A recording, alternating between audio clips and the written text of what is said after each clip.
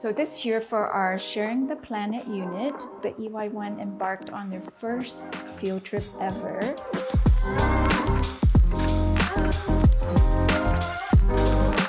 We were looking at living things versus non-living things, and we focused on caterpillars.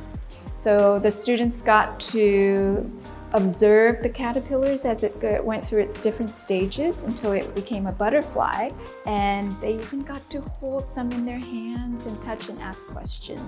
And that was the greatest part of learning, was the hands-on experience. So we were very grateful we had that opportunity. So they were super excited.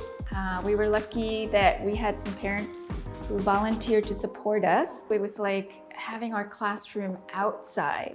So we were able to carry on some of our routines that we would do in the classroom, like our favorite songs.